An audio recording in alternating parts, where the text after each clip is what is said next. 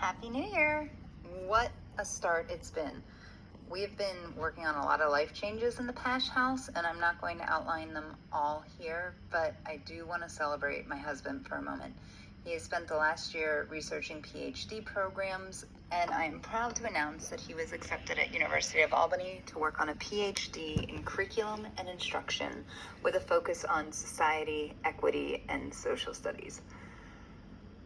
That's going to be a really big diploma he gets with a title like that. But I share this news because if you want to test the theories in a self-help book, doing it during a high-stress time like relocating is an excellent way to see A, how far you've come, and B, how much further you need to go. And in my case, I found that option B presented itself way more often than any celebratory high fives on my personal growth. But I'll keep trying. But we worked through every struggle with communication.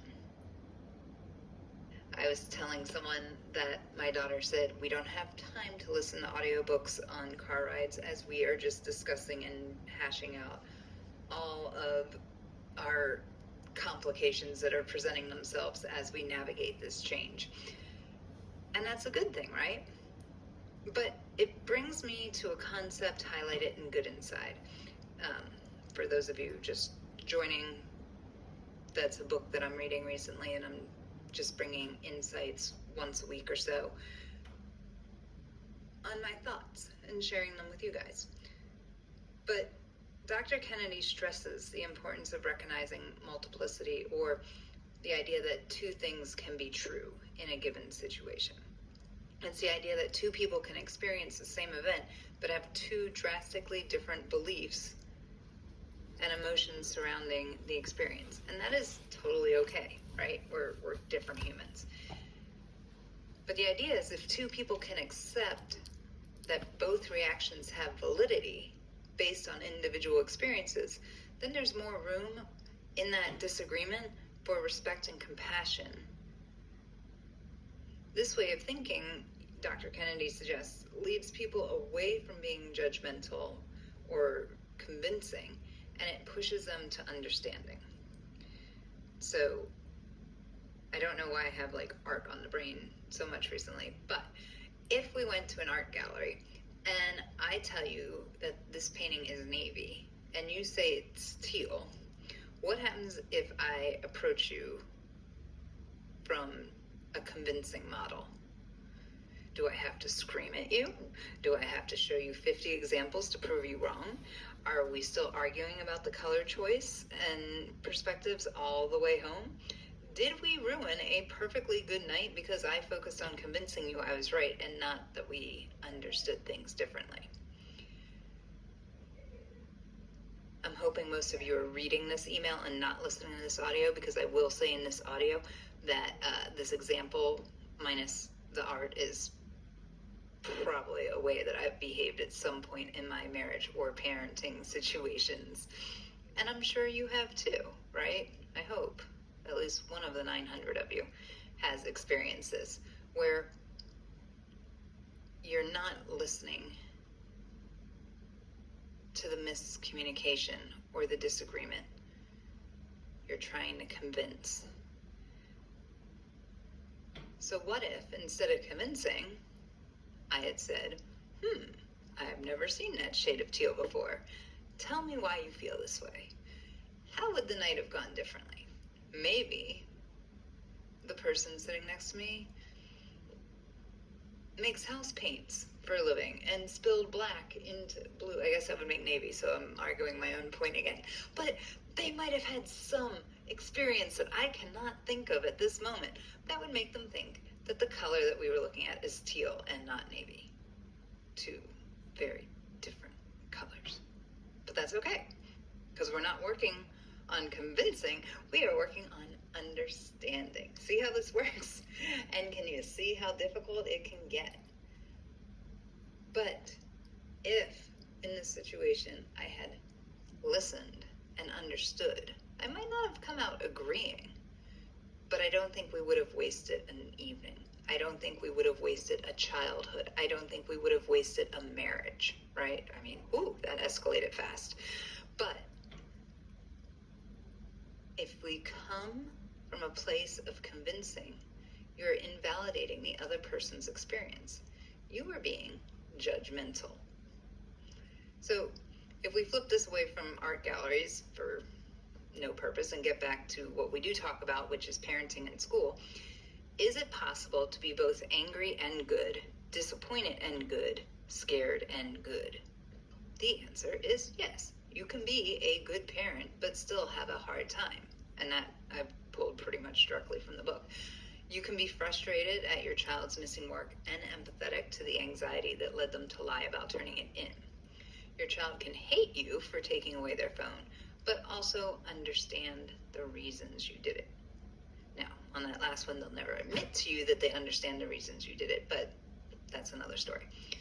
In a perfect world, the notion that two things can be true would solve probably 97.2% of our struggles with other people. However, the author failed to address, or at least has not to this point, and I even went through the index and looked up, neurodivergent, autism, ADHD, to just see if it ever popped up in the book, and it's not listed, but we shall see.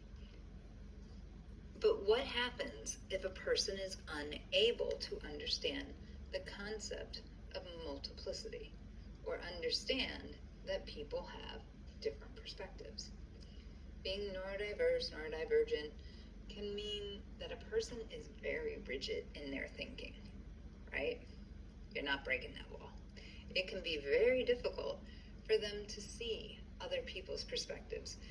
It might be very difficult for them to even recognize that another person could have a different perspective. If we're both staring at the Mona Lisa, and I think she's sneering at you, and you're telling me she's smiling, if I am unable to understand that people are seeing different things, I'm going to be very confused as to why you're not seeing things my way. And when we're confused, people can tend to lash out in anger, in snarkiness. I guess that's the same as anger, but in different emotions. Confusion does not often come out as being confused. It comes out as being something else. So, but does this mean that if a parent is neurodiverse, that they're lost causes? No. It means that all parties involved need to practice more, and they need to practice more patience and understanding in addition to practicing seeing other people's perspectives. It means learning about the nuances of your partner's behaviors, not so they can be excused, right? We're not trying to give them a cookie if they behave in a way that's hurtful, but so that you can gently point it out when their rigidity is causing them to be more convincing than understanding. And I share this thought because while the book Good Inside provides great insight to recognizing the worth of others, I feel like it fails to note that the proposed solution does not address the communication struggles of neurodivergent children and adults.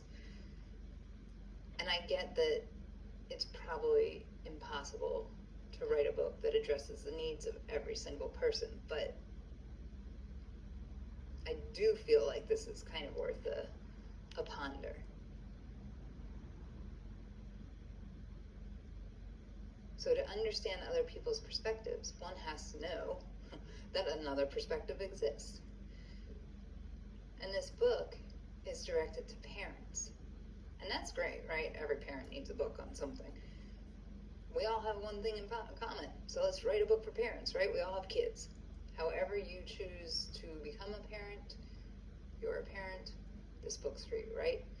But that's where the similarities between families end. We don't have the same experiences of mental makeup. Following the suggestions in this book may not come naturally to all people. It doesn't mean that they can't apply and understand that two things can be true, but they may need more forgiveness as they navigate these ideas. And I'm also fully willing to admit that maybe I'm missing something in the reading. But that's okay, because I feel like this is still a good conversation. So we'll ignore the fact that I could be way off on this and just go with me on this ride. But many of the parents I work with, and this includes myself, have experienced being diagnosed with ADHD or autism later in life. Often after their child was diagnosed,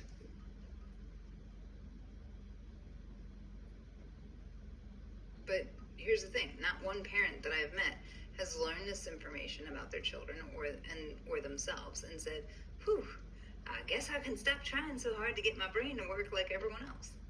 No. They don't take a pass. They dive into research. They try to understand how their brain works, and they examine how their brains have caused them trouble due to a lifetime of people telling them how it should work, but doesn't. I mean, if you want to take your Porsche into the shop and they keep telling you it should work like a Jeep, and you're like, no, it's a Porsche.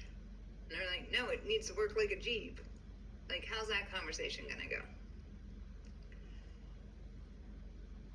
They want to be better parents. They want to be better spouses and better employees. They want a guidebook to help them. They need a guidebook that recognizes some people are going to use a GPS, some will use a map, and I personally will use a compass while wearing a suit of magnets. But we will try. We just need understanding that there may be a different path, where it may take longer, where it may require more grace. But they try because they are good. You can be you with all your quirks and foibles and be good. I know you are.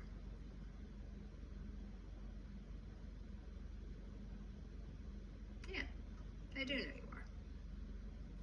So anyway, those are my 2 cents. Lisping. 2 cents leading into the weekend. Time to have cookies with my daughter.